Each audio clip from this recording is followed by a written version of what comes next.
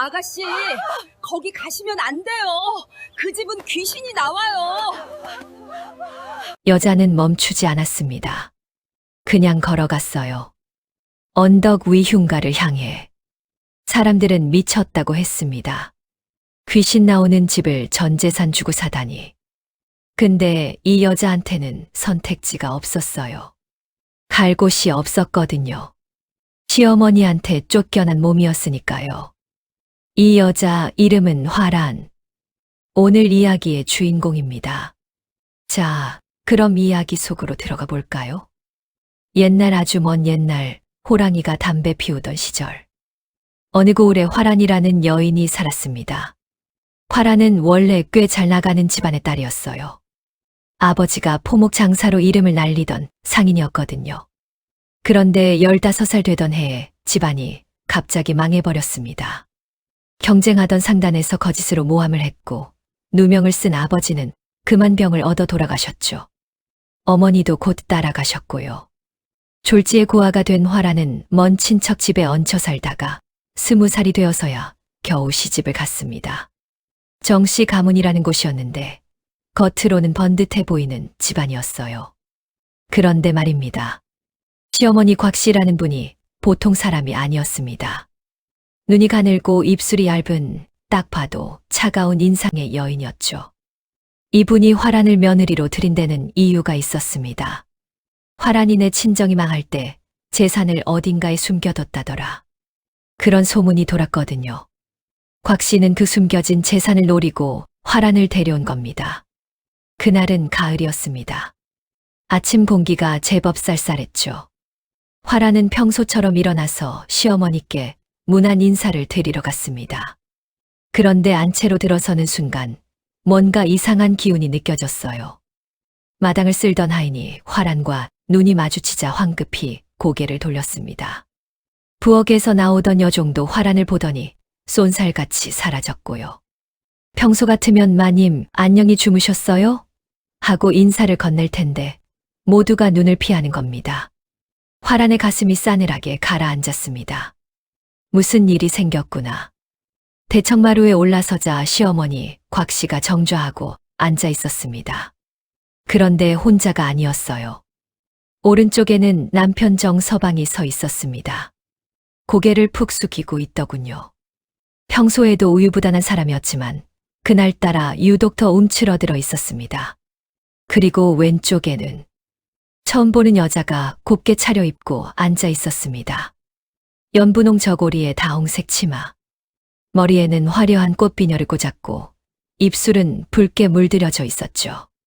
가는 눈매가 여우를 닮았는데 그 눈이 화란을 훑어보더니 슬쩍 미소를 지었습니다. 화란은 그 순간 직감했습니다. 끝났구나. 화란아. 시어머니의 목소리가 대청마루에 울렸습니다. 차갑고 건조한 목소리였어요. 5년을 기다렸다. 곽 씨가 천천히 입을 열었습니다. 내가 시집 온 지 5년이야. 그런데 아들은커녕 딸도 못 낳았지. 내 인내심에도 한계가 있단다. 화란은 대답하지 않았습니다. 할 말이 없어서가 아니라 뭘 말해도 소용없다는 걸 알았으니까요. 곽 씨가 옆에 앉은 젊은 여자를 가리켰습니다. 이 아이는 연이라고 한다. 오늘부터 이 집 사람이야. 첩이라는 말이었죠. 연이가 대를 이을 것이다. 곽 씨의 눈이 화란을 똑바로 쏘아봤습니다. 그러니 너는 오늘로 이 집을 나가거라. 청천벽력 같은 말이었습니다. 그런데 이상하게도 화란은 놀랍지 않았어요. 언젠가 이런 날이 올 줄 알았거든요. 화란은 고개를 돌려 남편을 바라봤습니다. 5년을 함께 산 사람. 좋은 시절도 있었습니다. 신혼 초에 함께 달을 보며 웃던 밤도 있었고 다정하게 손을 잡아주던 때도 있었죠. 제발 한마디만. 어머니, 이건 너무합니다. 한마디만 해주면. 제가 아내를 쫓아내지 못합니다. 그 한마디면 되는데. 정서방은 고개를 숙인 채 입술만 달싹거렸습니다. 아무 말도 하지 않았어요. 아내가 쫓겨나는데 고개 한 번 제대로 들지 못했습니다. 그 순간 화란의 마음속에서 무언가가 뚝 끊어지는 소리가 났습니다. 첨연이가 화란을 바라보며 미소를 지었습니다. 입꼬리가 살짝 올라간 승리자의 미소였죠. 그 눈빛이 말하고 있었어요. 이 자리는 이제 내 거야. 화란은 그 시선을 정면으로 받아냈습니다. 피하지 않았어요. 그리고 조용히 입을 열었습니다. 알겠습니다. 그게 전부였습니다. 울지 않았어요. 매달리지도 않았고 원망하지도 않았습니다. 이 집에서 눈물 한 방울 보여주기 싫었거든요. 화란은 자기 방으로 돌아가 짐을 쌌습니다. 시집 올 때 가져온 것들이 전부였어요. 낡은 옷가지 몇 벌, 어머니 유품인 작은 거울, 바느질 도구 약간, 보따리 하나에 다 들어갔습니다. 5년을 살았는데 가져갈 게 이것뿐이구나. 화란은 쓴웃음을 지었습니다. 방 안을 둘러봤습니다. 처음 시집 와서 설레던 마음으로 들어섰던 이 방. 남편과 함께 밤을 보냈던 이 방. 이제 다시는 돌아오지 않을 곳. 미련은 없었습니다. 이미 다 접었으니까요. 대문으로 향하는데 하인 하나가 쫓아왔습니다. 손에 돈주머니를 들고 있더군요. 마님. 아니, 큰마님께서 드리라 하셨습니다. 노잣돈이라고. 화란은 돈주머니를 받아들었습니다. 열어보니 단양. 고작 단양이었어요. 객주에서 한 달 묵기도 빠듯한 돈. 5년 시집살이의 대가가 고작 이거였습니다. 고맙게 생각해라. 곽씨라면 분명 그렇게 말했겠죠. 화란은 돈주머니를 품에 넣었습니다. 하인에게 아무 말도 하지 않았어요. 고맙다고도 원망스럽다고도 하지 않았습니다. 대문이 열렸습니다. 화란은 뒤도 돌아보지 않고 걸어 나갔습니다. 돌아보면 무너질 것 같았거든요. 돌아보면 그래도 5년인데 하는 미련이 고개를 들 것 같았어요. 그래서 똑바로 앞만 보고 걸었습니다. 등 뒤에서 대문이 닫히는 소리가 들렸습니다. 쾅. 묵직하고 차가운 소리였죠. 그 소리와 함께 화란의 5년이 끝났습니다. 가을 바람이 불었습니다. 낙엽이 발밑에서 바스락거렸죠. 화란은 길을 걸었습니다. 어디로 가는지도 모르면서. 친정은 이미 없었습니다. 10년 전에 망해서 흔적도 없었죠. 친척들요? 친정이 망하고 나서 모두 모른 척했습니다. 몰락한 집안이랑 엮이면 재수 없다면서요. 시집갈 때 겨우 소개만 해준 먼 친척마저 지금은 연락이 끊긴 지 오래였어요. 갈 곳이 없었습니다. 돌아갈 곳도 기다려주는 사람도. 그래도 걸음을 멈추지 않았습니다. 멈추면 정말로 끝일 것 같았거든요. 멈추면 그 자리에 주저앉아 울음이 터질 것 같았어요. 쫓겨난 화란은 고을 객주의 방을 잡았습니다. 객주라고 해봤자 허름한 곳이었어요. 방은 좁고 눅눅했고 벽 틈으로 바람이 새어 들어왔죠. 그래도 지붕 아래서 잘 수 있다는 것만으로 감사해야 했습니다.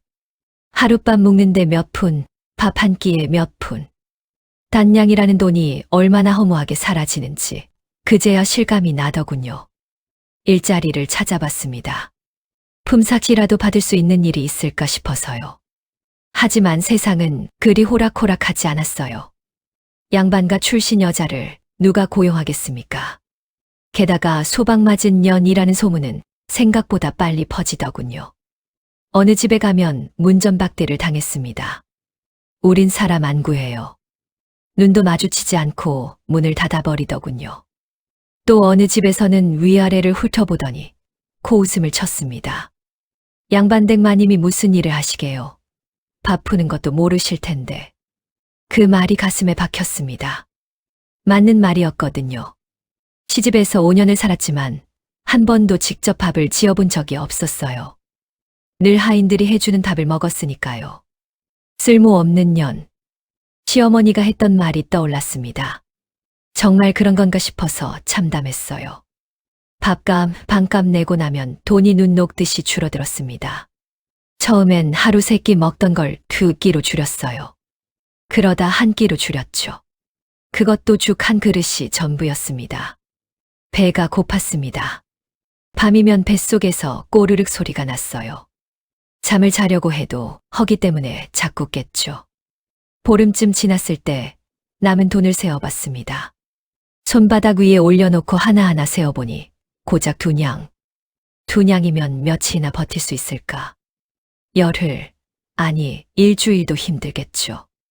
객주 주인 눈치도 점점 사나워지고 있었거든요. 어느 날 아침 객주 주인 아낙네가 화란의 방 앞에 서서 말했습니다. 손님, 방값이 밀렸어요. 그 목소리가 차가웠습니다. 처음 왔을 때와는 딴판이었죠. 조금만 더 기다려 주십시오. 화란이 고개를 숙이며 말했습니다. 양반과 마님이 객주 주인에게 고개를 숙이는 신세가 됐더군요.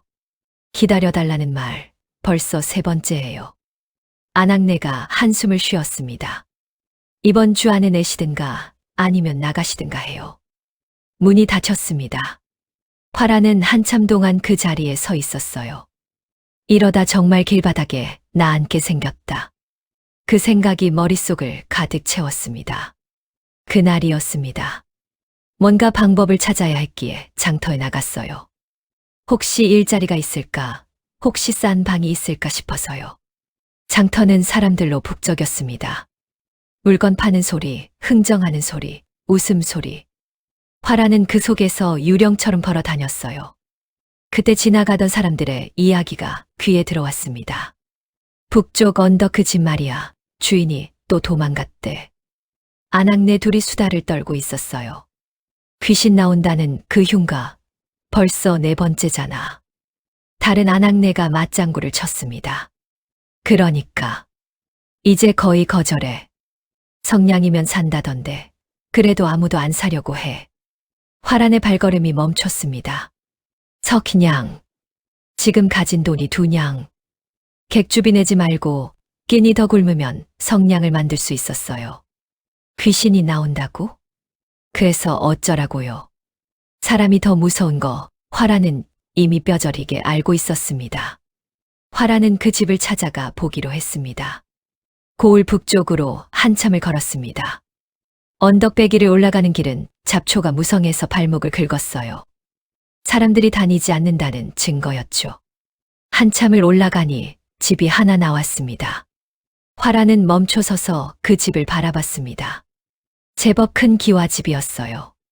방이 5개는 되어 보였죠. 원래는 꽤 잘 사는 집이었던 모양입니다. 그런데 지금은 담장은 군데군데 허물어져 있었습니다. 기와는 깨져서 듬성듬성 빠져 있었고요.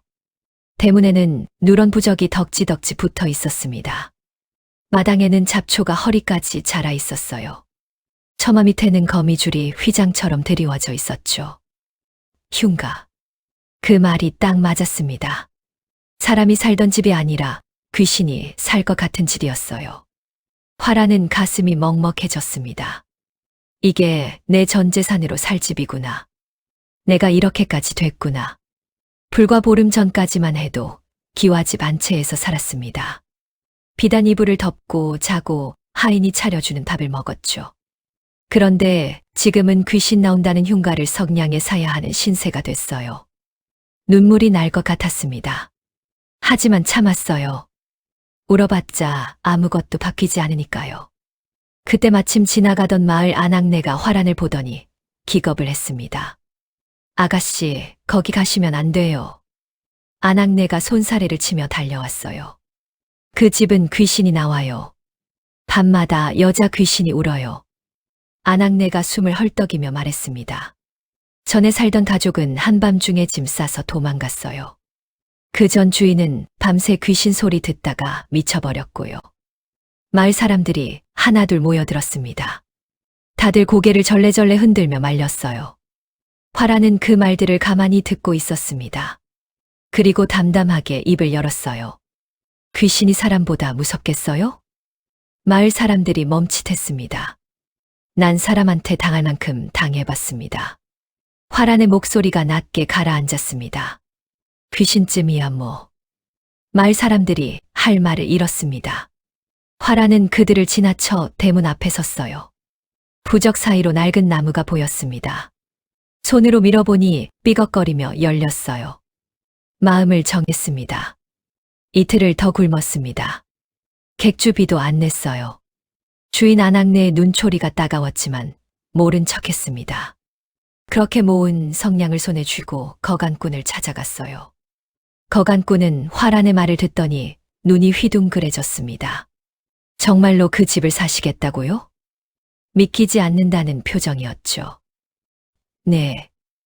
화란이 고개를 끄덕였습니다. 거간꾼이 한숨을 푹 내쉬더니 고개를 절레절레 흔들었습니다. 후회하셔도 환불은 안 됩니다. 그건 아시죠? 후회할 것도 없어요. 갈 데가 여기밖에 없는 거요. 화란이 담담하게 대답했습니다. 계약서에 손도장을 찍었습니다. 성기냥을 건넸어요. 이제 정말 무일푼이었습니다. 주머니가 텅 비었죠. 대신 지붕이 생겼어요. 해질녘이었습니다. 화란은 보따리 하나 들고 흉가 대문 앞에 섰습니다. 노을이 지고 있었어요. 붉은 빛이 흉가 지붕 위로 쏟아졌습니다. 아름다운 풍경이었지만 화란의 마음은 무거웠어요. 삐걱. 문을 열고 들어섰습니다. 마당의 잡초가 치마폭을 스쳤죠. 안으로 들어가니 먼지가 풀썩 일었습니다. 마루에는 낙엽이 수북했고 방 안에서는 곰팡내가 진동했어요. 화란은 천천히 집안을 둘러봤습니다. 그래도 지붕은 멀쩡했습니다. 기둥도 튼튼했어요. 벽에 금이 좀 갔을 뿐 뼈대는 살아있었죠. 화란은 마루 끝에 걸터 앉았습니다. 텅 빈 마당을 바라보며 혼잣말을 했어요. 손 좀 보면 살만하겠네. 그렇게 말했지만 목소리가 떨렸습니다. 정말 여기서 살 수 있을까? 귀신이 정말 나오면 어쩌지? 불안이 밀려왔어요. 해가 완전히 지고 어둠이 내려앉았습니다. 화란은 가장 깨끗해 보이는 방 구석에 이불을 깔았어요. 가져온 짐이라고는 옷가지 몇 벌과 어머니 유품인 작은 거울뿐이었죠. 창호지가 군데군데 찢어져 있었습니다. 그 틈으로 달빛이 희미하게 스며들었어요. 바람이 불 때마다 창호지가 펄럭였습니다. 집이 삐걱거리는 소리가 났죠. 평범한 소리인데도 온몸이 긴장됐어요. 눈을 감으려는데 스르르, 스르르. 화란의 눈이 번쩍 떠졌습니다. 분명히 뭔가 긁는 소리가 들렸어요. 마루 밑에서 나는 것 같았습니다. 숨을 죽이고 귀를 기울였습니다. 심장이 쿵쾅쿵쾅 뛰었죠. 스르르, 스르르. 또 들렸습니다. 그리고 이번에는 후, 낮은 한숨 소리. 분명히 들었습니다. 사람의 한숨 같은 소리가요. 등골이 오싹해졌습니다. 온몸에 소름이 돋았어요. 이불을 꽉 움켜쥐었습니다. 마을 사람들 말이 떠올랐습니다. 밤마다 여자 귀신이 운다고 했죠. 전 주인이 미쳐버렸다고 했고요. 진짜였어. 귀신이 진짜 있었어. 공포가 밀려왔습니다. 도망쳐야 하나. 지금 당장 일어나서 뛰쳐나가야 하나. 그런데 어디로 가요? 여기서 나가면 갈 곳이 없었습니다. 객주비도 밀렸고 돈도 없고 이 집이 전 재산이었어요. 여기서 쫓겨나면 정말 끝이었습니다. 길바닥에서 얼어 죽는 수밖에 없었어요. 화란은 이를 악물었습니다.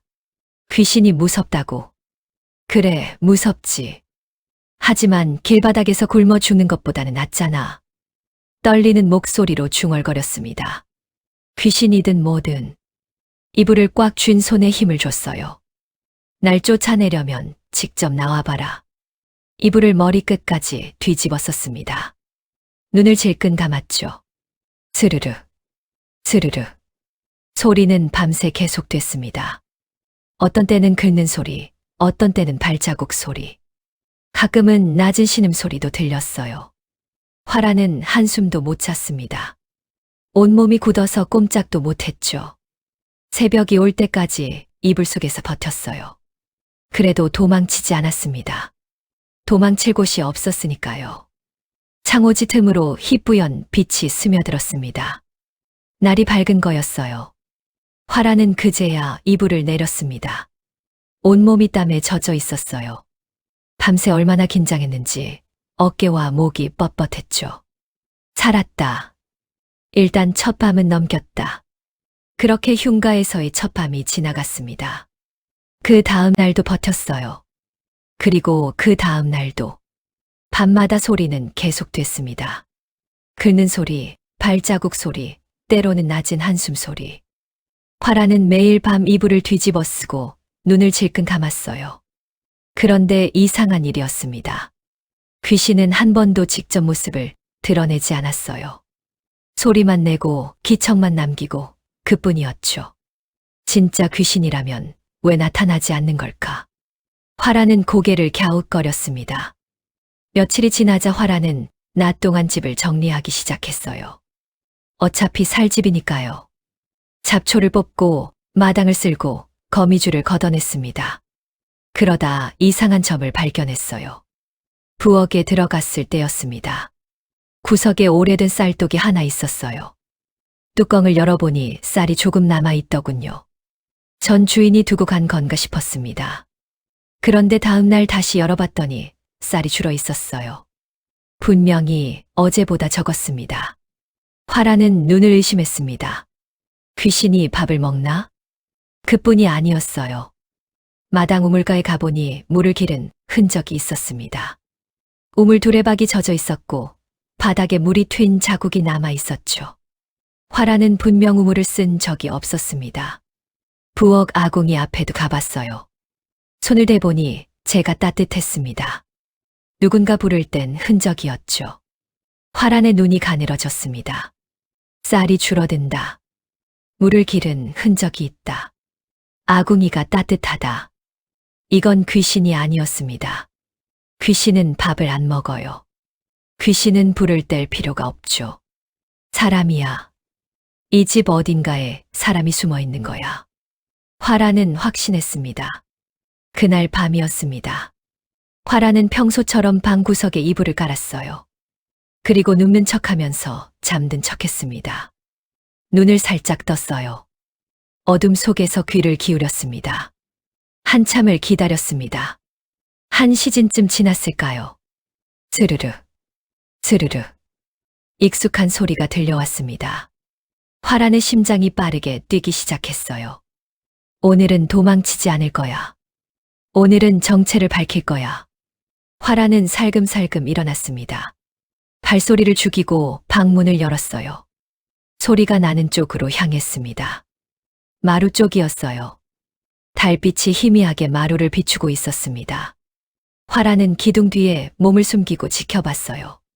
스르르. 마루 구석에서 소리가 났습니다. 자세히 보니 널빤지 하나가 살짝 들떠 있었어요. 화란은 숨을 죽였습니다. 널빤지가 스르륵 올라갔습니다. 그리고 어둠 속에서 손이 하나 나왔어요. 마른 손이었습니다. 주름진 늙은 사람의 손. 화란의 등에 소름이 돋았습니다. 손에 이어 팔이 나왔고 어깨가 나왔고 마침내 흰 머리칼의 노인이 마루 밑에서 기어 나왔습니다. 허리가 굽은 늙은 노인이었어요. 낡고 허름한 옷을 입고 있었죠. 주위를 두리번거리며 부엌 쪽으로 향하려는 참이었습니다. 지금이다. 화란은 미리 준비해둔 촛불을 켰습니다. 그리고 노인 앞으로 나섰어요. 누구요? 화란이 촛불을 노인에게 비추며 소리쳤습니다. 노인이 혼비백산했습니다. 비명을 지르며 뒤로 넘어졌어요. 아이고, 귀신. 노인이 두 손으로 얼굴을 가리며 벌벌 떨었습니다. 화란은 어이가 없었어요. 귀신인 줄 알았던 게 사람이었고 그 사람은 오히려 화란을 귀신이라고 무서워하고 있었으니까요. 귀신 아니에요. 나 이 집 주인이요. 화란이 촛불을 들고 한 발짝 다가섰습니다. 당신이야말로 누구요? 왜 남의 집 마루 밑에 숨어 살고 있는 거요? 노인이 천천히 손을 내렸습니다. 떨리는 눈으로 화란을 올려다봤어요. 촛불 아래 화란의 얼굴이 드러났습니다. 그 순간 노인의 표정이 변했습니다. 두 눈이 휘둥그레지더니 입이 벌어졌어요. 아! 노인이 떨리는 목소리로 중얼거렸습니다. 아씨, 윤대방 대가씨. 화란이 멈칫했습니다. 윤대방. 아버지를 부르는 호칭이었어요. 화란은 노인의 얼굴을 자세히 들여다봤습니다. 촛불 아래 드러난 주름 깊은 얼굴, 검버섯이 핀 볼, 선하고 충직해 보이는 눈, 어디서 본 것 같은 얼굴이었습니다. 기억을 더듬었어요. 아주 오래전 어린 시절의 기억. 친정 상단 마당을 뛰어다니던 때, 늘 따뜻하게 웃으며 아씨 조심하시오 하고 말해주던 하인. 화란의 눈이 커졌습니다. 복만이? 노인의 눈에서 눈물이 주르륵 흘러내렸습니다. 주름진 볼을 타고 눈물이 떨어졌어요. 아씨. 노인이 바닥에 엎드렸습니다. 어깨가 들썩이며 통곡했어요. 아니, 마님. 마님이 살아계셨구나. 이게 꿈이요, 생시요. 복만이었습니다. 화란 친정 윤상단에서 20년 넘게 일했던 하인. 아버지가 신뢰하던 사람. 어린 화란을 업어주고 과일을 몰래 쥐어주던 사람. 친정이 망할 때 다른 하인들과 함께 흩어졌었죠. 그 후로 소식을 몰랐습니다. 살았는지 죽었는지도요. 그런데 이렇게 다시 만나다니. 화란도 눈시울이 붉어졌습니다. 복만아, 내가 왜 여기에? 화란이 떨리는 목소리로 물었습니다. 복만이 고개를 들었어요. 눈물 범벅이 된 얼굴로 말했습니다. 상단이 무너지고 저도 쫓겨났습니다. 복만이 흐느끼며 말을 이었습니다. 갈 곳이 없었어요. 이 집 저 집 떠돌다가 몇 년 전에 이 빈집을 발견했죠. 아무도 안 살길래 숨어 살았습니다. 복만은 밤에만 움직였다고 했습니다. 낮에는 마루 밑 공간에 숨어 있었고요. 부엌에서 몰래 쌀을 훔쳐 죽을 끓여 먹고 우물에서 물을 길었었대요. 그게 귀신 소문이 된 거였습니다. 밤마다 소리가 난다. 누가 우는 소리가 들린다. 그 모든 소문의 정체가 이 늙은 하인이었던 거죠. 주인이 들어올 때마다 무서워서 숨만 죽이고 있었습니다. 그런데 다들 무서워서 도망가더군요. 이번에도 그러실 줄 알았는데. 복만이 화란을 올려다봤습니다. 마님이 도망을 안 가시니까 어찌할 줄을 몰랐습니다. 화란은 한참 동안 말이 없었습니다. 그러다 픽 웃음이 났어요. 그래서 매일 밤 그 소리를 낸 거야? 나 쫓아내려고? 죄송합니다, 마님. 복만이 다시 바닥에 엎드렸습니다. 이 늙은 놈을 용서해 주십시오. 화란은 복만을 일으켜 세웠습니다. 먼지를 털어주며 말했어요. 용서할 것도 없어. 나도 갈 곳 없어서 여기 온 거니까. 복만이 고개를 들었습니다. 화란의 얼굴을 바라보며 물었어요. 마님이 어찌하여 이런 곳에? 화란은 쓴웃음을 지었습니다. 나도 쫓겨났어. 그 한마디에 복만의 얼굴이 일그러졌습니다. 예, 그게 무슨. 시집에서 소방 맞았어. 화란이 담담하게 말했습니다. 쓸모없다고 내쫓더라고. 그래서 전 재산 털어서 이 집 샀어. 성기냥해. 복만이 말을 잊지 못했습니다. 윤대방의 딸이 그 곱디고 온 아씨가 이런 흉가에서 살게 됐다니. 노인의 눈에서 다시 눈물이 흘렀어요. 나으리, 하늘에서 얼마나 마음이 아프실까. 복만이 흐느꼈습니다. 화란은 복만의 어깨를 토닥였습니다. 지난 일이야. 이제 어쩌겠어. 한참을 울던 복만이 고개를 들었습니다. 뭔가 생각난 듯 눈을 깜빡였어요. 마님, 그러고 보니. 복만이 조심스럽게 입을 열었습니다. 나으리께서 돌아가시기 전에 이 집에 오신 적이 있습니다. 화란이 멈칫했습니다. 뭐라고? 상단이 무너지기 직전이었어요. 복만이 기억을 더듬으며 말했습니다. 나으리께서 저를 데리고 이 집에 오셨습니다. 그때는 이 집이 이렇게 망가지지 않았었죠. 나으리께서 어디선가 사두셨던 별장 같은 곳이었어요. 화란은 숨을 죽이고 들었습니다. 나으리께서 뭔가를 숨기셨습니다. 이 집 어딘가예요. 복만이 말을 이었습니다. 정확히 어디인지는 저도 모릅니다. 나으리께서 혼자 하셨으니까요. 다만 저한테 이렇게 말씀하셨어요. 복만이 눈을 감았습니다. 나으리의 목소리를 떠올리듯 천천히 말했어요. 만약을 대비해 이것만은 남겨둔다. 언젠가 필요할 날이 올 거다. 화란의 가슴이 쿵 내려앉았습니다. 숨겨진 재산. 그 소문이 진짜였던 거야. 시어머니가 그렇게 찾아 헤매던 것. 5년 동안 화란을 괴롭히며 캐물었던 것. 그게 정말 있었던 거야. 그것도 바로 이 집에. 복만아. 화란이 복만의 손을 잡았습니다. 그게 뭔지 아는 거 없어. 어떤 것이었는지, 얼마나 큰 것이었는지. 복만이 고개를 저었습니다. 저도 모릅니다. 나으리께서 보여주시지 않았으니까요. 다만, 복만이 잠시 뜸을 들였습니다. 나으리 표정이 아직도 잊히지 않습니다. 무거우면서도 다행이다. 그런 표정이셨어요. 마지막 보험을 들어둔 것처럼요. 마지막 보험. 화라는 손이 떨렸습니다. 아버지가 남긴 것. 딸을 위해 숨겨둔 것. 그게 이 집 어딘가에 있다. 화라는 주위를 둘러봤습니다. 낡은 마루, 허물어진 벽, 어두운 방들. 이 집 어딘가에 아버지가 남긴 것이 있다. 찾아야 해. 반드시 찾아야 해. 화란의 눈에 불이 켜졌습니다. 복만을 만난 다음 날부터 화란은 집안을 샅샅이 뒤지기 시작했습니다. 아버지가 뭔가를 숨겨뒀다. 이 집 어딘가에. 그 말이 머릿속을 떠나지 않았거든요. 복만도 함께했습니다.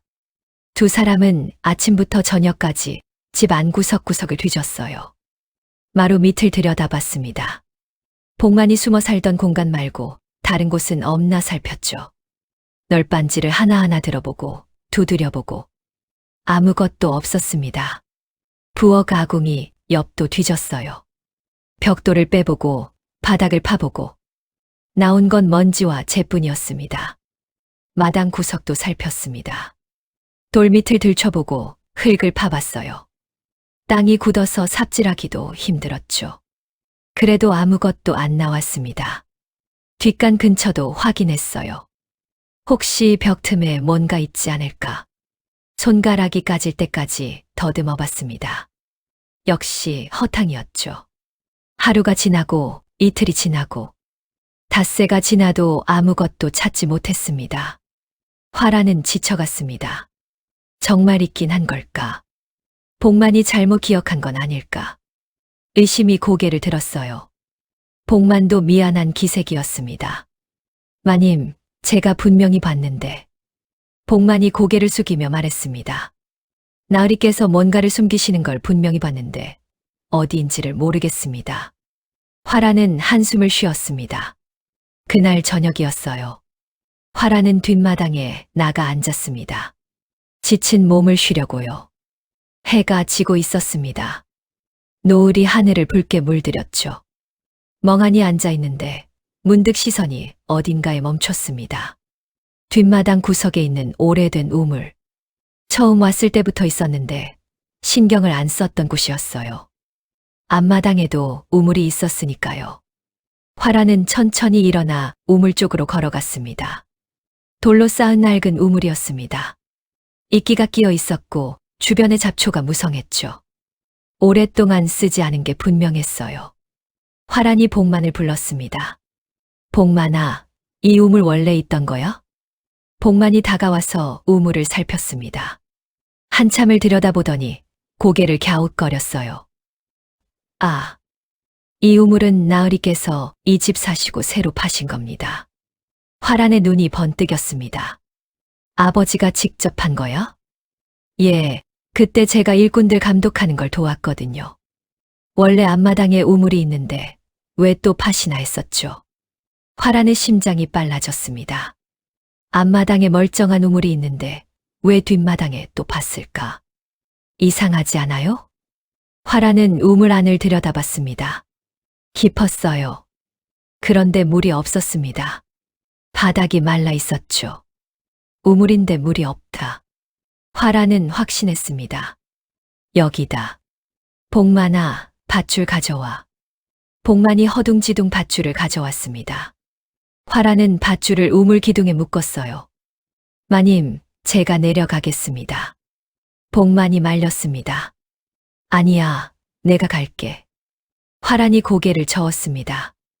내 아버지가 숨긴 거야. 내가 직접 찾을 거야. 밧줄을 잡고 우물 안으로 내려갔습니다. 손이 까칠한 밧줄에 쓸렸어요. 아팠지만 참았습니다. 우물 바닥에 닿았습니다. 클바닥이었어요. 물이 말랐으니 당연했죠. 어두웠습니다. 위에서 복만이 횃불을 내려줬어요. 불빛에 우물벽이 드러났습니다. 화라는 벽을 하나하나 살폈습니다. 돌로 쌓은 벽. 대부분 단단하게 박혀 있었어요. 그런데 한쪽 벽. 돌 하나가 살짝 어긋나 있었습니다. 화란의 손이 떨렸습니다. 그 돌을 밀어봤어요. 꿈쩍도 안 했습니다. 이번엔 당겨봤습니다. 스르르. 돌이 빠졌어요. 돌 뒤에 구멍이 있었습니다. 손을 넣어봤어요. 손끝에 뭔가가 닿았습니다. 기름종이로 싼 보따리. 화라는 떨리는 손으로 그것을 꺼냈습니다.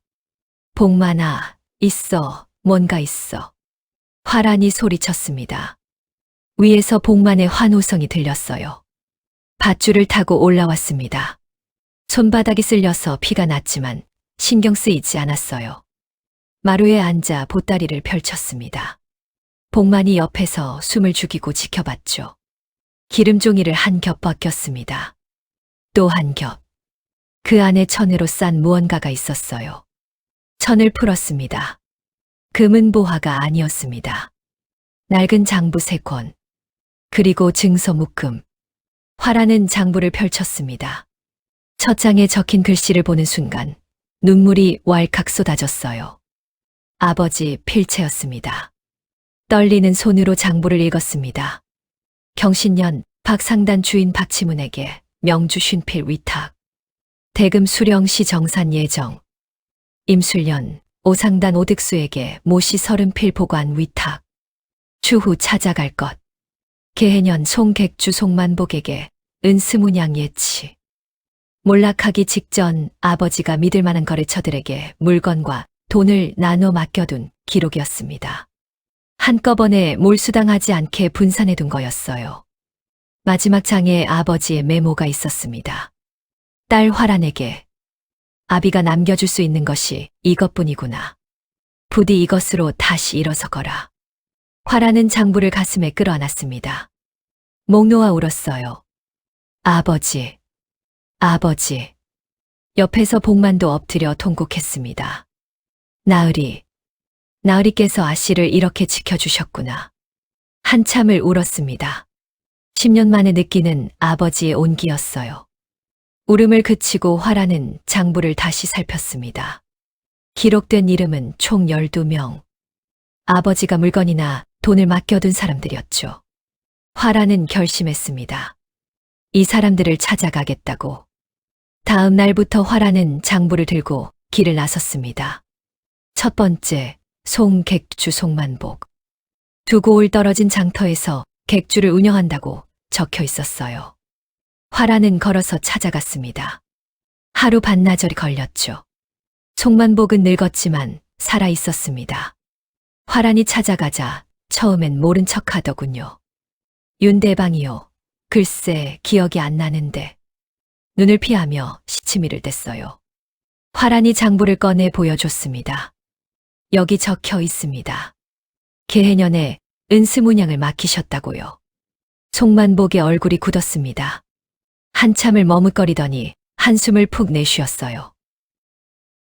맞소. 윤대방께 빚진 게 있었는데 찾아오시는 분이 없어서 결국 은스문양을 내어줬습니다. 두 번째, 박상단 박치문. 이미 세상을 떠났더군요. 하지만 아들이 장사를 잇고 있었습니다. 아들에게 장부를 보여주자 아버지 장부에도 기록이 남아 있었어요. 선친께서 생전에 말씀하셨습니다. 윤대방께 갚아야 할 게 있다고요. 아들이 명주 쉰필값 일부를 쳐서 은 15냥을 내줬습니다. 세 번째, 오상단 오득수. 행방불명이었어요. 아무리 수소문해도 찾을 수 없었습니다. 네 번째, 다섯 번째, 12명을 찾아다녔습니다. 5명은 죽었거나 사라졌어요. 4명은 모른 척하며 끝까지 발뺌했죠. 협박을 해도 사정을 해도 소용없었습니다. 무슨 소리요? 나는 모르는 일이요. 증거가 있소. 없으면 나가시오. 문전박대를 당할 때마다 가슴이 무너졌습니다. 하지만 포기하지 않았어요. 그래도 3명은 양심을 지켰습니다. 송만복처럼 정직하게 내어준 사람들이 있었죠. 1달 넘게 발품을 팔았습니다. 총합 은 50냥과 옷감 약간. 큰 돈은 아니었어요. 부자가 될 돈은 아니었죠. 하지만 미천은 됐습니다. 화라는 은양을 손에 쥐고 생각에 잠겼습니다. 이 돈으로 뭘 할 수 있을까? 장사를 하면 될까? 그런데 뭘 팔아야 하지? 그때 복만이 조심스럽게 입을 열었습니다. 마님, 제가 상단 시절에 배운 게 있습니다. 화란이 고개를 들었어요. 직접 물건 만들어 팔면 한계가 있어요. 시간도 오래 걸리고 남는 것도 적고요. 복만이 말을 이었습니다. 그런데 물건을 연결해주고 구전을 받는 장사가 있지요. 파는 사람과 사는 사람을 이어주고 중간에서 수수료를 받는 겁니다. 중개상. 화란의 눈이 반짝였습니다. 그게 되겠어. 마님은 글을 읽고 셈이 밝으시잖아요. 계약서 쓰고 장부 정리하고 신용 관리하는 건 마님이 하시면 됩니다. 복만이 자신 있게 말했습니다. 저는 발로 뛰겠습니다. 윤상단 시절에 알던 사람들이 아직 좀 남아 있거든요. 거래처 연결하고 물건 상태 확인하는 건 제가 할 수 있습니다. 화라는 무릎을 쳤습니다. 좋아, 해보자. 작게 시작했습니다. 이 마을에서 배 짜는 집이 있었어요. 저 마을에서 옷 만드는 집이 있었고요. 화란이 둘을 연결해 줬습니다. 여기 배가 좋은데 필요하시면 제가 연결해 드릴게요. 대신 중간에 구전을 조금 받겠습니다. 처음엔 양 몇 푼에 불과했어요. 티글 같은 돈이었죠. 하지만 신용이 쌓였습니다. 화라는 약속을 철저히 지켰어요. 물건 상태를 정확히 확인하고 납기를 반드시 맞췄죠. 장부 정리가 깔끔해서 거래처에서 신뢰했습니다. 복만은 열심히 발로 뛰었어요. 예진맥을 동원해서 거래처를 넓혀갔죠. 1달이 지나고 2달이 지났습니다. 입소문이 조금씩 나기 시작했어요. 흉가에 사는 과부, 장사 머리가 좋다더라. 계산이 정확하고 약속을 꼭 지킨대. 한 번 거래해봤는데 괜찮더군. 아직 작았습니다. 아직 보잘것없었어요. 하지만 씨앗이 뿌려졌습니다. 싹이 트기 시작했죠. 화라는 밤마다 장부를 정리하며 생각했습니다. 더 커져야 해. 더 많이 벌어야 해. 그래야 복수할 수 있어. 아버지가 남긴 씨앗. 화라는 그것을 틔우기 시작했습니다. 장사를 시작한 지 넉 달째 되던 날이었습니다. 복만이 숨을 헐떡이며 뛰어왔어요. 마님, 큰일 났습니다. 화란이 고개를 들었습니다. 무슨 일이야? 아니, 큰일이 아니라 큰 기회입니다. 복만이 흥분한 목소리로 말했습니다. 세고을 너머의 감천장이라는 큰 장터가 있었어요. 다음 달 초에 그 고을원님 따님의 혼례가 있는데 폐배경 비단과 명주가 어마어마하게 필요하다는 겁니다. 그런데 원래 납품하기로 한 상단이 물건을 못 대게 됐대요. 왜? 열흘 전에 강을 건너다 배가 뒤집혔답니다. 비단이 전부 물에 젖어버렸대요. 화란의 눈이 번뜩였습니다. 물량이 얼마나 돼? 비단 80필, 명주 50필. 남은 기한은 보름이고요. 어마어마한 물량이었습니다. 보름 안에 그걸 구할 수 있는 상단이 없었어요. 다들 손을 뺐죠. 실패하면 위약금에 신용 추락이니까요. 대신 성공하면 보수가 은 200냥입니다. 복만이 침을 꿀떡 삼키며 말했습니다. 게다가 감천장에 이름이 알려지면 거래가 쏟아질 겁니다. 은 200냥. 지금 화란이 가진 전 재산보다 많은 돈이었어요. 화라는 잠시 생각했습니다. 위험했어요. 실패하면 지금까지 쌓은 것 다 날리는 거였죠. 하지만 내가 하겠어. 화란이 입을 열었습니다. 복만이 기겁했어요. 마님, 위험합니다. 보름 안에 그 물량을 할 수 있어. 화란이 단호하게 말했습니다. 난 이미 다 잃어본 사람이야. 무서울 게 뭐가 있겠어. 그날부터 화란은 미친 듯이 뛰었습니다. 인근 고을 5군데를 돌았어요. 비단 짜는 집, 명주 짜는 집, 포목, 도매상. 직접 찾아가서 물건을 확인하고 가격을 흥정했습니다. 물건 있으면 다 긁어 모아주세요. 값은 제대로 쳐드릴게요. 발바닥이 부르트도록 걸었습니다. 하루에 2고을씩 돌았어요. 중간에 문제도 생겼습니다. 물건 약속한 곳이 갑자기 말을 바꿨어요. 아, 그 물건은 다른 데 팔았는데요. 화라는 물러서지 않았습니다. 처음에 약속하셨잖아요. 말 바꾸시면 곤란합니다. 끈질기게 협상해서 물건을 받아냈어요. 닷새 만에 물량 확보를 끝냈습니다. 비단 85필, 명주 52필. 여유분까지 챙겼죠. 이제 운송이 문제였어요. 짐꾼을 고용하고 수레를 빌렸습니다. 비가 올까봐 기름종이로 물건을 겹겹이 쌌어요. 화라는 직접 수레를 따라갔습니다. 밤새 이동하고 중간중간 짐 상태를 확인했죠. 눈을 붙일 틈도 없었어요. 혼례 이틀 전, 감천장에 도착했습니다. 물건을 납품하자 주문처 주인이 눈이 휘둥그레졌어요. 이걸 보름 만에 구하셨소. 어떻게? 화라는 담담하게 대답했습니다. 발품을 팔았습니다. 주인이 감탄하며 고개를 끄덕였어요. 대단하오. 이런 배짱 있는 장사꾼은 처음 보오. 대금은 200냥. 거기에 추가 사례금까지 얹어서 총은 230냥. 화라는 손이 떨렸습니다. 한 번에 이렇게 큰 돈을 쥐어본 적이 없었거든요. 하지만 돈보다 큰 것이 생겼습니다. 입소문이었어요. 흉가에서 장사하는 여인, 불가능한 물량을 해냈다더라. 배짱도 좋고 신용도 좋다더군. 직접 뛰어다닌다니 장사꾼 근성이 장난 아니래. 감천장 상인들이 거래를 요청하기 시작했습니다. 거래 규모가 달라졌어요. 화라는 돌아와서 사람을 고용했습니다. 짐꾼 2, 심부름꾼 1. 흉가를 창고 겸 사무 공간으로 정비했어요. 더 이상 혼자 뛰는 장사가 아니었습니다. 어느새 사람들이 부르기 시작했어요. 화란 상단. 작은 상단이 태어난 순간이었습니다. 소문이란 게 참 무섭습니다. 좋은 소문은 느릿느릿 퍼지는데 나쁜 소문은 바람보다 빠르거든요. 그런데 이번엔 좋은 소문이 화근이었어요. 흉가에서 장사하는 여자가 대박났대. 거기 귀신 나온다던 집 아니야?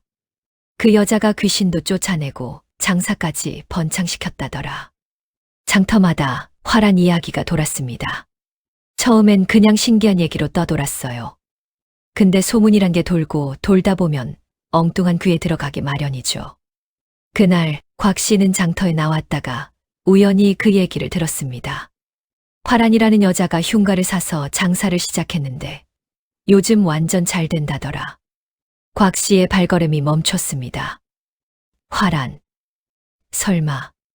곽 씨가 옆에 있던 안악내를 붙잡고 물었습니다. 그 여자가 어떻게 생겼다던가. 글쎄요, 눈매가 날카롭고 키가 훤치하다던데요. 말투가 점잖아서 양반가 출신 같다고들 하더라고요. 곽 씨의 얼굴이 하얗게 질렸습니다. 틀림없었어요. 그년이었습니다. 쫓아낸 며느리. 전 재산이라고 던져준 푼돈 들고 쫓겨난 년이. 고작 몇 달 만에 장사를 해서 이름을 날리고 있다고. 곽 씨의 속이 부글부글 끓어올랐습니다. 그럴 리가 없어. 곽 씨는 중얼거렸어요. 그년이 무슨 재주로 장사를 해. 분명히 뭔가 있어. 곽 씨는 며칠 동안 잠을 이루지 못했습니다. 뒤척이다가 벌떡 일어나 앉기를 반복했어요. 그러다 문득 생각이 났습니다. 그래, 그년이 시집올 때 뭔가 숨긴 게 있었을 거야. 곽 씨는 스스로를 납득시켰어요. 우리 집 물건을 훔쳐간 게 분명해. 사실 화라는 시집에서 아무것도 가져간 게 없었습니다. 옷가지 몇 벌, 빗 하나, 어머니 유품 손거울. 그게 전부였어요. 하지만 곽 씨에게 진실은 중요하지 않았습니다. 중요한 건 화란이 잘 되고 있다는 사실. 그게 용서가 안 됐어요. 내가 쫓아냈으면 비참하게 살아야지. 감히 나보다 잘 살아? 곽 씨는 결심했습니다. 며칠 뒤 곽 씨는 관아로 향했어요. 관아 문 앞에서 곽 씨가 큰 소리로 외쳤습니다. 원님, 억울합니다. 도둑을 잡아주십시오. 관아 안이 술렁였어요. 포졸이 나와서 물었습니다. 무슨 일이요? 곽 씨가 눈물을 짜내며 말했어요. 제 며느리였던 년이 시집 재산을 훔쳐 달아났습니다. 금붙이며 비다니며 죄다 들고 튀었어요. 지금 북쪽 언덕 흉가에서 장사를 하고 있다더군요. 그 미천이 다 우리 집 물건입니다. 포졸이 고개를 갸웃했습니다. 증거가 있소. 곽 씨가 품에서 종이 한 장을 꺼냈어요. 위조한 물품 목록이었습니다.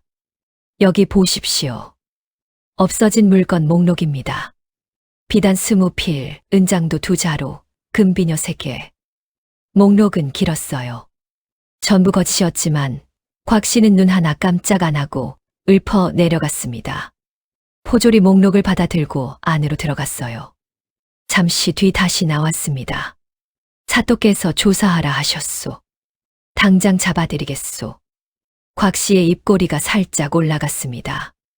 그날 오후 화라는 장부를 정리하고 있었어요. 복만이 마당을 쓸고 일꾼 2명이 물건을 나르고 있었죠. 평화로운 오후였습니다. 그때 대문이 벌컥 열렸어요. 관아에서 나왔다. 화란이라는 년 어디 있느냐. 포졸 4명이 우르르 들이닥쳤습니다. 화란이 놀라서 일어섰어요. 무슨 일입니까? 포졸 하나가 앞으로 나섰습니다. 내년이 정씨 가문 재산을 훔쳤다는 고발이 들어왔다. 관아로 가자. 화란의 얼굴이 굳었습니다. 훔치다니요. 저는 아무것도 훔친 적 없습니다. 그건 관아에서 밝혀질 일이다. 포졸 둘이 화란의 양팔을 잡았어요. 복만이 달려왔습니다. 아니, 이게 무슨 짓이오. 우리 아씨가 도둑이라니 말도 안 돼요. 복만이 막아서려 했지만 포졸에게 밀쳐졌어요. 늙은 몸이 마당에 나뒹굴었습니다. 복만. 화란이 소리쳤지만 소용없었어요. 포졸들이 화란을 질질 끌고 갔습니다. 대문 밖으로 끌려나가면서 화란은 봤어요. 저 멀리 길 끝에 서 있는 사람. 곽 씨였습니다. 팔짱을 끼고 서서 비웃고 있었어요. 화란과 눈이 마주쳤습니다. 곽 씨가 입모양으로 말했어요. 끝이다, 이년아. 화란의 이가 악물렸습니다. 하지만 아무것도 할 수 없었어요. 그대로 관아로 끌려갔습니다. 관아 앞마당에서 화란은 무릎을 꿇렸습니다. 사또가 내려다보며 말했어요. 정씨 가문에서 고발이 들어왔다. 내년이 시집 재산을 훔쳐 달아났다는데 할 말이 있느냐? 화란이 고개를 들었습니다. 저는 훔친 것이 없습니다. 시집에서 나올 때 가져간 것은 제 옷가지와 어머니 유품뿐입니다. 사또가 종이를 들어 보였어요. 여기 목록이 있다. 비단 20필, 은장도 2자루, 금비녀 3개. 이것들이 내 장사 미천이 아니더냐? 그건 거짓입니다. 화란이 소리쳤어요. 제 미천은 친정아버지가 남긴 장부에서 나온 것입니다. 시댁 물건은 단 한 푼도 가져간 적 없습니다. 사또가 코웃음을 쳤습니다. 증거가 있느냐? 화란은 입을 다물었어요. 장부가 있긴 했지만 그게 친정 것이라는 걸 증명할 방법이 당장은 없었거든요. 증거가 없으면 일단 가둬라. 조사가 끝날 때까지 옥에 있어라. 화란이 옥에 갇혔습니다. 차가운 돌바닥, 축축한 벽, 작은 창으로 들어오는 희미한 빛. 화란은 벽에 등을 기대고 앉았어요. 억울했습니다. 분했습니다. 눈물이 차올랐지만 꾹 참았어요. 울면 지는 거야. 화라는 스스로에게 말했습니다. 증거가 필요해. 저 여자가 거짓말을 하고 있다는 증거. 그때 옥 바깥에서 작은 소리가 들렸어요. 아씨. 복만의 목소리였습니다. 화란이 창살에 매달렸어요. 복만, 괜찮아요? 저야 괜찮습니다. 아씨가 걱정이지요. 복만의 목소리가 떨렸어요. 아씨, 제가 증인을 찾아보겠습니다. 그 장부가 나으리 것이라는 걸 아는 사람들이 있을 겁니다. 화란의 눈에 작은 빛이 돌아왔어요. 복만, 부탁해요. 반드시 찾아오겠습니다. 아씨는 조금만 버텨주십시오. 발소리가 멀어졌습니다. 화란은 다시 벽에 기대 앉았어요. 차가운 바닥이 온기를 빨아들였습니다. 하지만 화란은 포기하지 않았어요. 두고 보자. 화란은 중얼거렸습니다. 이번에도 버텨낸다. 창밖으로 해가 지고 있었어요. 어둠이 내려앉았습니다. 하지만 화란의 눈빛만은 꺼지지 않았어요. 며칠이 지났습니다. 화란은 옥에서 버텼어요. 차가운 돌바닥에서 자고 물탄죽 한 그릇으로 하루를 견뎠습니다. 몸은 힘들었지만 마음은 꺾이지 않았어요. 복만이 반드시 증인을 데려올 거라고 믿었거든요. 그리고 그 믿음은 틀리지 않았습니다.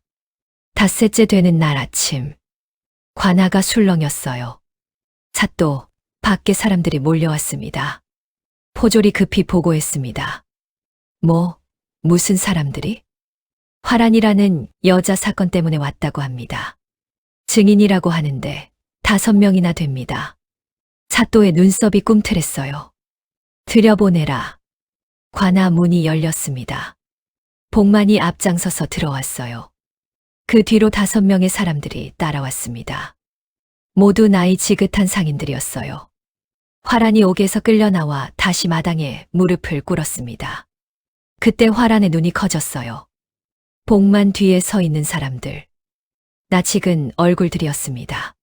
저 분들은 화란이 중얼거렸어요. 아버지 장부에 이름이 적혀 있던 상인들이었습니다. 빚을 갚아준 3명, 그리고 모른 척했던 사람들 중 2명.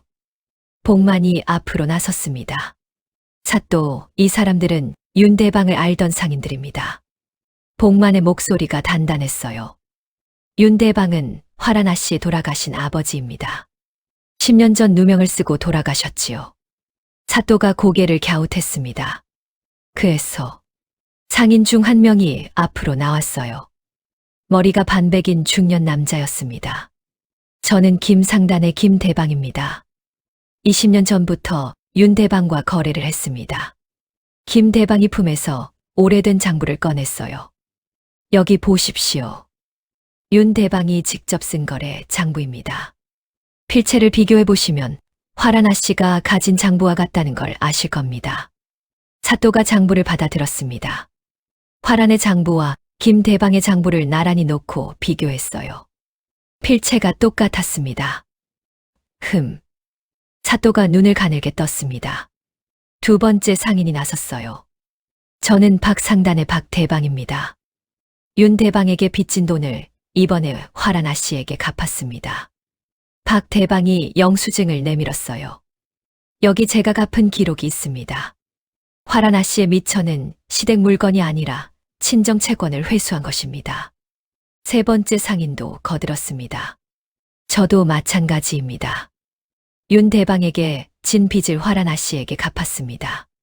증거가 쌓여갔어요. 찻도의 표정이 점점 굳어졌습니다. 그때 4번째 상인이 입을 열었어요. 이 사람은 조금 달랐습니다. 처음에 모른 척했던 상인 중 하나였거든요. 찻도, 저는 부끄러운 고백을 하러 왔습니다. 상인이 고개를 숙였어요. 저는 윤대방에게 빚이 있었지만 처음에 화란아 씨가 찾아왔을 때 모른 척했습니다. 망한 집안이라고 무시했지요. 상인이 고개를 들었습니다. 그런데 복만 영감이 찾아와서 하신 말씀이 상인의 목소리가 떨렸어요. 윤대방이 돌아가시기 전에 저를 두고 뭐라고 하셨는지 아십니까? 찻도가 물었습니다. 뭐라고 했는데 그 친구는 어려울 때 내가 도와줬으니 내 딸이 어려우면 분명 도와줄 거다. 그렇게 말씀하셨답니다. 상인의 눈에 눈물이 맺혔어요. 저는 그 믿음을 저버렸습니다. 부끄럽습니다. 상인이 무릎을 꿇었어요. 사또 화라나 씨는 도둑이 아닙니다. 아버지가 남긴 채권을 정당하게 회수한 것뿐입니다. 관아가 조용해졌습니다. 사또가 천천히 입을 열었어요. 그러면 고발인 곽 씨의 주장은 거짓이란 말이냐? 그때 5번째 상인이 앞으로 나섰습니다. 이 사람은 다른 상인들보다 나이가 많았어요. 허리가 굽은 노인이었습니다. 사또, 저는 30년 전부터 이 고을에서 장사를 했습니다. 곽 씨 집안에 대해 아는 게 있습니다. 사또가 눈을 가늘게 떴어요. 말해보라. 노인이 기침을 한 번 하고 입을 열었습니다. 곽 씨 집안이 처음 이 고을에 왔을 때 그 집은 빈털털이었습니다. 관아가 웅성거렸어요. 그런데 갑자기 부자가 됐지요. 어떻게 됐는지 아십니까? 노인의 눈빛이 날카로워졌습니다. 20년 전 이 고을에 큰 흉년이 들었습니다. 곽 씨 집안은 그때 쌀을 사재기했어요. 굶어 죽어가는 사람들에게 10배, 20배 가격에 팔았습니다. 사또의 표정이 굳었어요. 그뿐이 아닙니다. 빚을 못 갚는 사람들 땅을 헐값에 빼앗았습니다. 지금 곽 씨 집안 재산 절반은 그렇게 모은 겁니다. 노인이 품에서 낡은 종이 묶음을 꺼냈어요. 여기 당시 피해자들이 남긴 기록이 있습니다. 저는 이걸 30년 동안 간직하고 있었습니다. 언젠가 쓸 날이 올 줄 알았거든요. 사또가 종이를 받아들었습니다. 읽어 내려가는 사또의 얼굴이 점점 험악해졌어요. 이게 사실이냐? 노인이 고개를 끄덕였습니다. 사또께서 조사해 보시면 알 것입니다. 곽 씨 집안은 남의 재산을 훔쳐온 자들입니다. 그런 자들이 지금 남을 도둑으로 몰고 있는 겁니다. 관아가 발칵 뒤집혔어요. 사또가 책상을 쳤습니다. 당장 곽 씨를 잡아들여라. 포졸들이 우르르 뛰어나갔습니다. 화라는 무릎을 꿇은 채 그 광경을 지켜봤어요. 눈물이 볼을 타고 흘러내렸습니다. 참았던 눈물이었어요. 복만이 화란 곁으로 다가왔습니다. 아씨, 끝났습니다. 화란이 고개를 들었어요. 복만, 고마워요. 화란의 목소리가 떨렸습니다. 정말 고마워요. 복만의 눈에도 눈물이 맺혔어요. 아씨, 나으리께서 하늘에서 보고 계실 겁니다. 얼마 뒤 곽 씨가 끌려왔습니다. 아까까지의 당당함은 온데간데 없었어요. 머리가 헝클어지고 얼굴이 하얗게 질려 있었습니다. 사또, 이게 무슨... 닥쳐라. 사또가 호통쳤어요. 내년이 거짓 고발을 했다. 게다가 20년 전 흉년 때 불법으로 재산을 모았다는 증거도 나왔다. 할 말이 있느냐? 곽 씨의 얼굴이 일그러졌습니다. 그건... 곽 씨가 버벅거렸어요. 그러다 화란을 봤습니다. 화란은 일어서 있었어요. 더 이상 무릎 꿇은 죄인이 아니었습니다. 화란과 곽 씨의 눈이 마주쳤어요. 화란은 아무 말도 하지 않았습니다. 그냥 바라봤어요. 담담하게. 곽 씨가 먼저 눈을 피했습니다. 끌고 가라. 사또의 명령에 포졸들이 곽 씨를 끌어갔어요. 안 돼. 나를 이렇게 할 수 없어. 안 돼.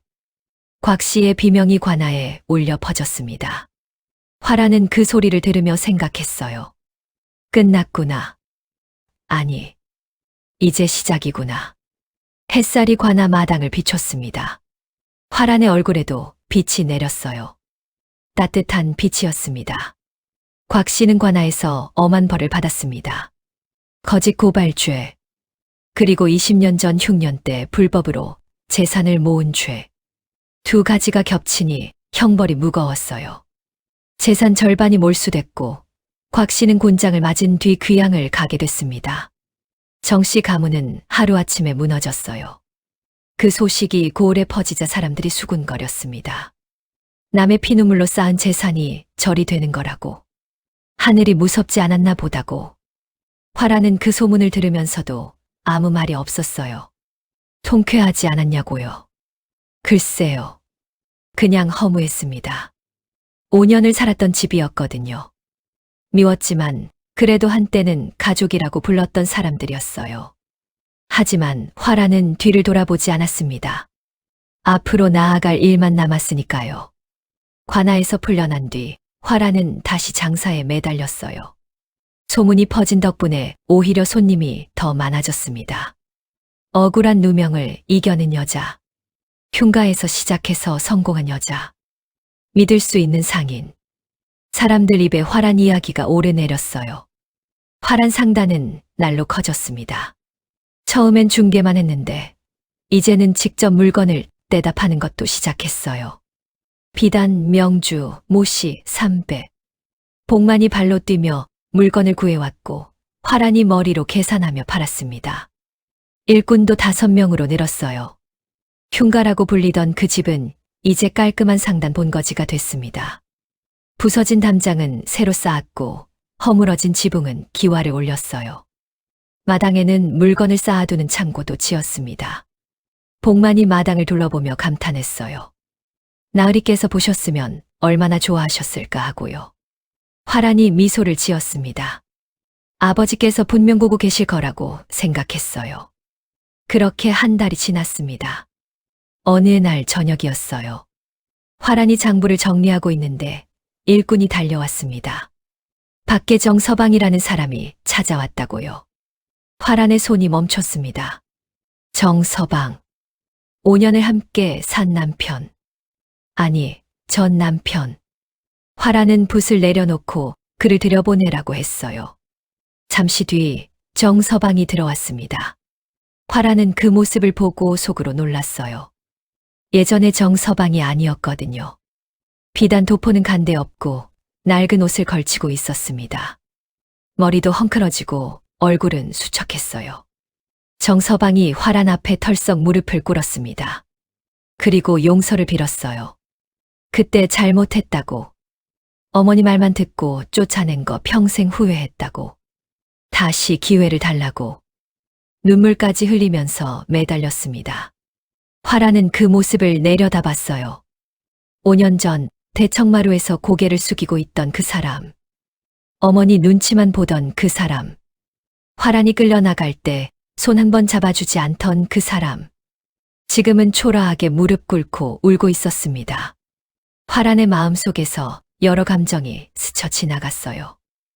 분노, 서글픔, 허탈함, 그리고 마지막엔 아무것도 남지 않았습니다. 화란은 단호하게 말했어요. 돌아가라고. 다신 오지 말라고.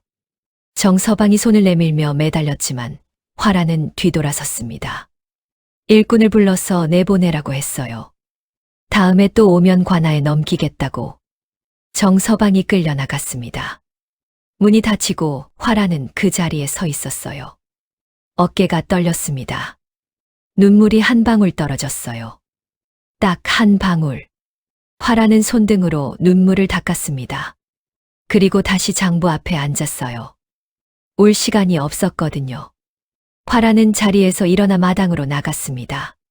해가 지고 있었어요. 노을이 하늘을 물들이고 있었습니다. 복만이 따라 나왔어요. 두 사람이 나란히 서서 집을 바라봤습니다. 처음 왔을 때랑 많이 달라진 집이었어요. 화란이 조용히 입을 열었습니다. 그때는 정말 무서웠다고. 귀신이 나온다고 해서 무서운 게 아니었다고. 앞이 안 보여서 무서웠다고. 어떻게 살아야 할지 모르겠어서. 복만이 조용히 물었어요. 지금은요? 화란이 하늘을 올려다봤습니다. 지금은 괜찮다고. 화란의 얼굴에 미소가 번졌어요. 아버지가 화란이라고 이름 지어주신 이유를 떠올렸습니다. 난초란자. 난초는 척박한 곳에서도 핀다고 하셨어요. 이 집이 그랬습니다. 아무도 안 오는 흉가. 근데 여기서 다시 시작했잖아요. 복만의 눈에 눈물이 맺혔어요. 화란이 복만을 바라봤습니다. 고맙다고.